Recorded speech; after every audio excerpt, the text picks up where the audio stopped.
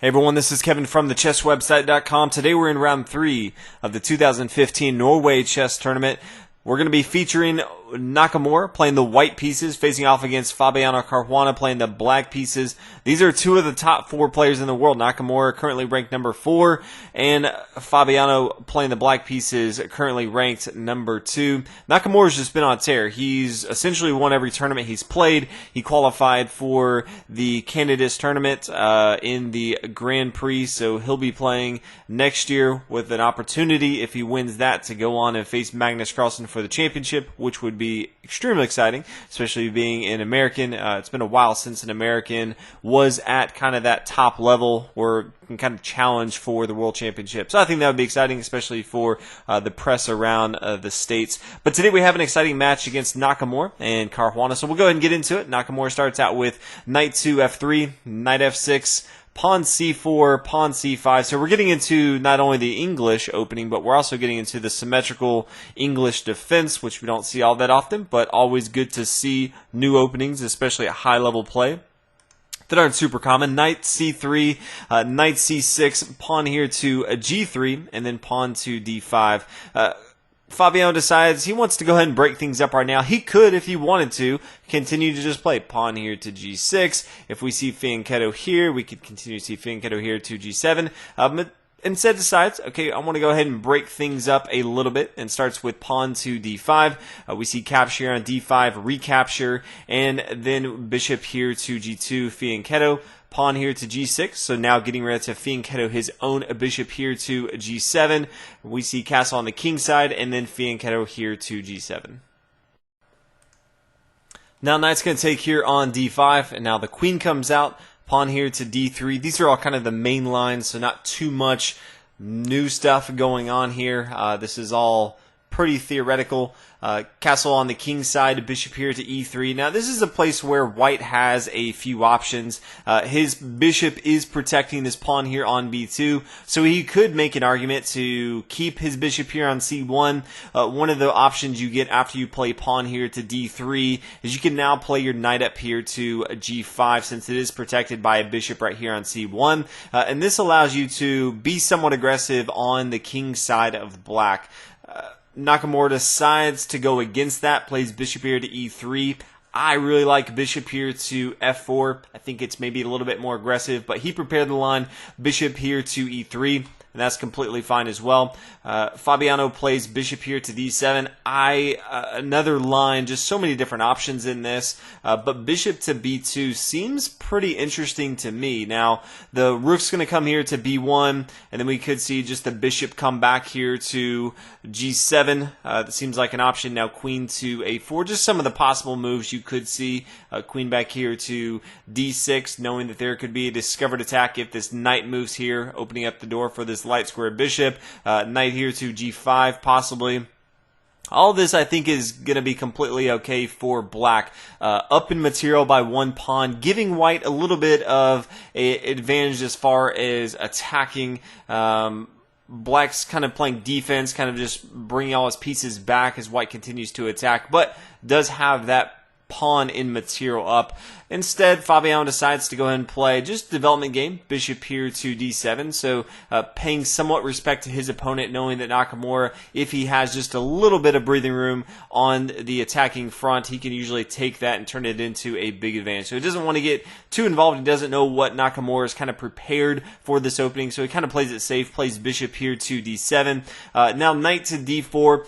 Always an interesting move. I love these small little bishop here to e3 so that it protects the knight here on d4. The knight's being attacked all over the place by the queen, by the pawn, by the knight here, by the bishop, but none of these can take the knight because this pesky little bishop here on g2 is attacking the queen, and this queen is also protecting the knight, so the queen can't take it right here. So although everything is pretty much attacking this knight, it's going to be safe right now because the queen has to move. So the queen's going to come up here to d6, and now the knight's going to move. It has to move. It's being attacked by so many pieces, especially this pawn right here. So then the bishop's going to take here on c6. eyeing down this bishop, and we do see an exchange here on c6. So both sides not trying to get too crazy, pretty much getting material off the board right here, getting into the middle game, approaching the end game, and for all we can tell, it's pretty much equal right now. No one really has an advantage. Both sides have the dark square bishop, both sides queen, double rook, almost the same pawn structure as well. So for the most part, it's deadlock right now. Now, if we look at this board state, we can start to think about what white options has. He could always get his queen involved into the game. Doesn't want to get too involved to a4 since it'd be attacked, but maybe queen here to b3. This does protect this pawn here on b2. That's one option. Could always, if he wanted to, be a little bit more aggressive with his bishop right here, but right now can't do too much. Might as well just attack this pawn here on c5. His other option that he has is to start to activate his rooks. Rooks are always going to do well on open files if there's no pawns, or also a semi-open file, meaning that your own pawn is not on that file, but your opponent's is, and so it allows you to really aim down, put a lot of pressure on your opponent, and that's what Nakamura does. Brings his rook over here to c1, activating it on the semi-open file, attacking his pawn here on c5. Black just, it's kind of a nuisance just to have to worry about this rook right here. Now, if we kind of look at black on the d file has its own semi-open file, so eventually he will get one of his rooks here on d8 so he can counterattack here on the semi-open d file. Now from here the queen's going to come over here to a6, attacking this pawn. It would be a mistake if the bishop came down here and attacked on b2, because then we could just have the rook up here to c5, forcing this queen to move after the queen moves. Then all of a sudden pawn to d4. This bishop right here is trapped, and it's just very, very frustrating for black. Now, black could look at it and say, okay, but this pawn here is now free, so I'll just come down here, get my queen involved, I'll take here on a2, but then it's just very, very tough for black. All of a sudden, queen here to a2, or to d2, this bishop can't move because then the queen's going to fall. The queen has to stay somewhat close, or the bishop's going to fall. Say the queen comes here to a3, still trying to hold on to it as well. Rook down here to c2, attacking the bishop. The bishop could move. Now the rook gets involved, attacking this pawn up here on b7, just threatening so many squares. Rook up here to a6, trying to hold on to both the bishop now and the pawn, but he's somewhat overloaded. All of a sudden, rook here to c1. We could have bishop or pawn here to b5. Rook over here to a2, and you're going to see material fall for black. So this is going to be bad. Sometimes people always say, you know, hey, what about that move 14? Couldn't have the queen just taken on a2? So I thought I would, on certain situations, kind of go through some of the lines to show, actually no, if the bishop takes here on b2, that's going to be extremely bad. But black decides to go ahead and play queen here to a6, attacking this pawn here on a2, and now the queen's going to come up here to b3. Activating it a little bit, needs to get involved into the action, and also protecting this pawn here on a2. Now black plays pawn to b6, just solidifying this pawn chain. And let's again look at what white can do. He already has this semi-open file kind of controlled by his rook. He could activate this a little more. Could always bring it here to c2, to c4. Doesn't want to bring it to c3 since it would be killed by the bishop, but c4 seems reasonable. That'd be a somewhat aggressive play. Could always move around his queen, but he just got here to b3, protecting this pawn, so probably not going to be doing too much with that. Could always bring his rook over here to d1. This is a move that I like. Activating your rooks in the middle of the board and then pushing pawns forward is always a game plan that usually works out pretty well. In this particular case, we see Nakamura play rook here to c4, getting ready to be pretty aggressive. Now the other rook can swing behind it on the semi-open file. Your rooks connected are always going to be a good thing. Now rook over here to d8, as we said before, Fabiano needs to kind of counterattack, and getting your rook involved to the other semi-open file that black has is going to be a good idea. Rook over here to c1, as we mentioned. Rook here to d7, getting ready to do the same thing, double barrel with the rook here on d8.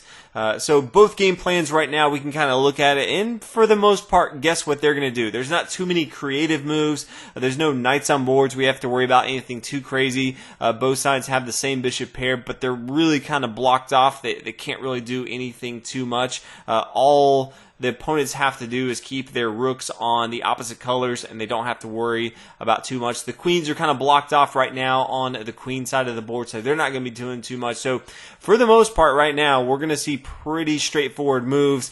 Getting into the end game, potentially see some exchanges or some crazy sacrifices, and potentially go into the end game in a somewhat draw state if we get into kind of a rook and bishop or a rook end game. We'll just see how it goes. So rook over here to d8, kind of double barreling on the d file. Rook over here to f4, attacking this pawn here on f7, also opening up the door for the other rook to come here to c4 if Nakamura wants to. Bishop here to f6, kind of blocking this off. Pawn to h4. And this is kind of the first, hey, we're pushing forward from Nakamura. He really, from the very beginning, after that pawn here to c4 in the English opening, he's stayed pretty passive with his pawns, which is completely fine. This is kind of the first point where he says, okay, we're going to start pushing forward. We're going to start pushing forward on the king side, and let's see what happens. Fabiano plays queen to b7. Now, rook here to c2, queen up here to b8, rook down here to f3. Just kind of moving pieces, solidifying their structure a little bit more, not doing anything too crazy. Rook down here to d5, just more of a centralizing square right here. Bishop here to g5, and then queen to d6. I think black is maybe better served taking the bishop right here in the actual game after queen to d6. We see the bishop take. The queen can't recapture because of the rook here, and so black has double pawns on the f-file. Usually not something you want to have going into the end game. It's not nearly as bad on the c-file, d, e, or f-file if you have double pawns. Much worse if you have it on, say h or the a-file. So it's not the worst, but if we kind of look at that compared to if the bishop takes here on g5, and then maybe kind of an in-between move, pawn here to e4, threatening this rook if the bishop takes first and then we recapture, this rook's going to move. This is going to be completely fine for black. Has kind of an opening right here that he can get to later, but all in all, I don't see a lot of goodness that white gets out of this. I think this is fine for black. In the game, though, Fabiano decided to go ahead and give himself the double pawns and wanted to kind of keep open both of these central squares, the d-file and the e-file, for his rooks and his queens if he wants to. So queen over here to a4.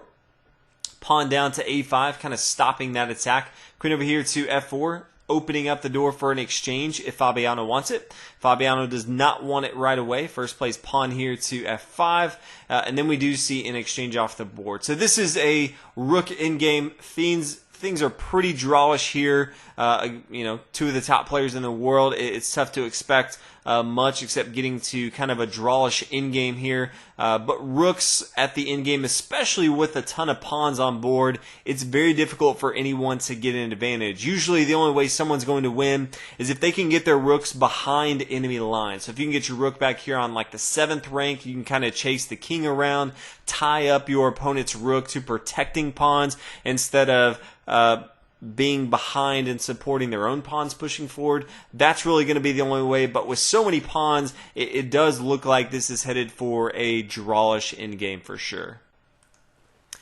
Rook up here to f4.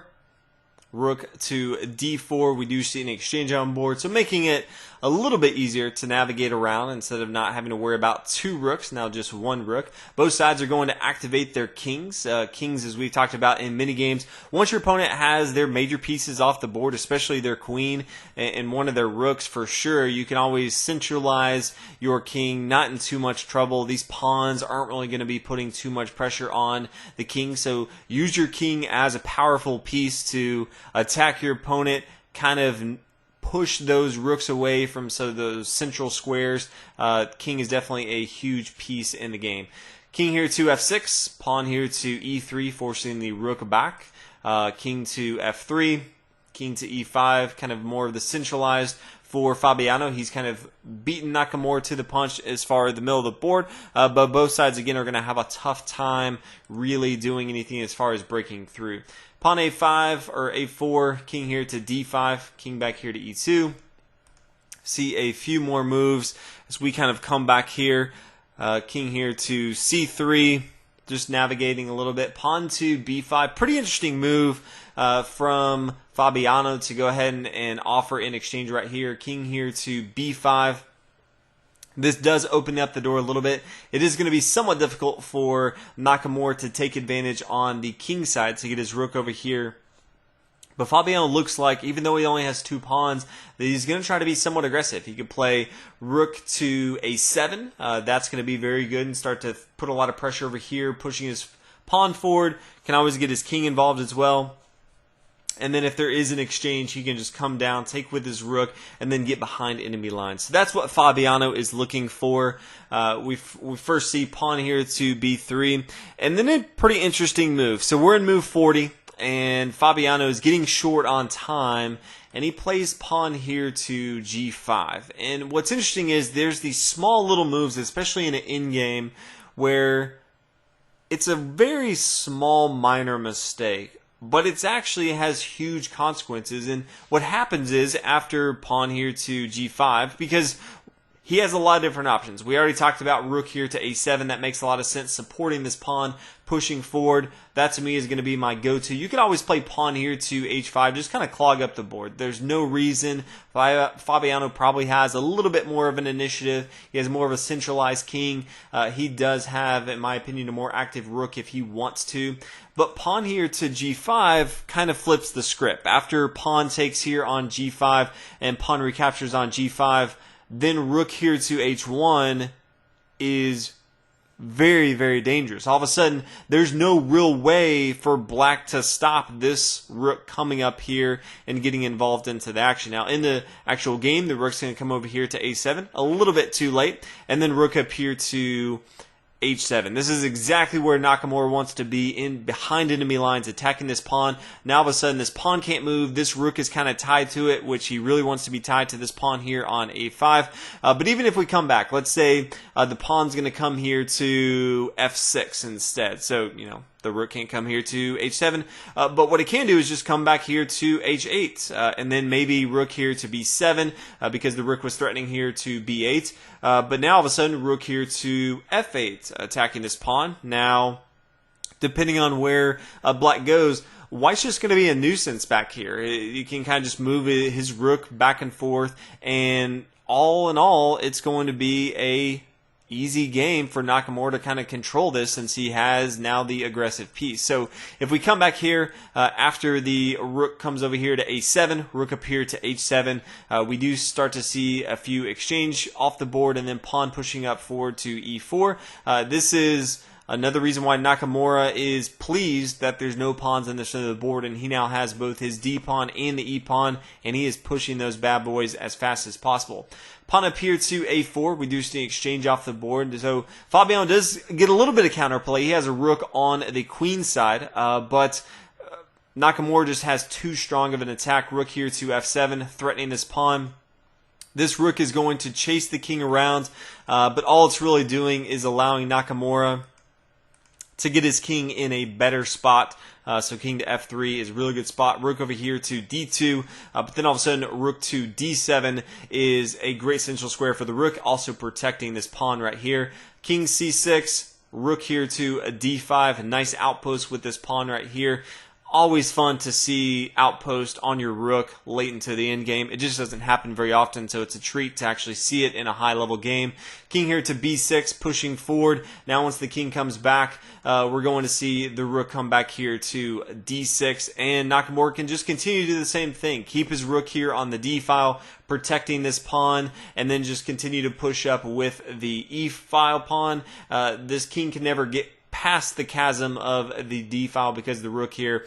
All in all, it's going to be a lost game. The king can come up here to f4 at any time if he wants to, you know, assuming he doesn't want this rook to come over here to f2. But so many threats that Nakamura has, Fabiano is forced to resign in this situation, just way too far behind, recognizing that there's no real way to stop this pawn from pushing forward. So Nakamura, as always, he's on a tear. Everyone that comes in his way, he is just destroying on the chessboard. It's exciting to watch. So really enjoy this. He's in first place right now, tied with 2.5 points after 3 matches. So congratulations to him on another well-fought victory. Hopefully you guys are enjoying this. Really interesting match. I thought 2 of the top players playing a somewhat different opening, somewhat the same since English symmetrical, but then getting into the end game with a very, very small minor mistake that all of a sudden turns into a pretty easy end game for one of the top players in the world. So everyone, thanks for watching. I'll see you guys in coverage of round 4 tomorrow.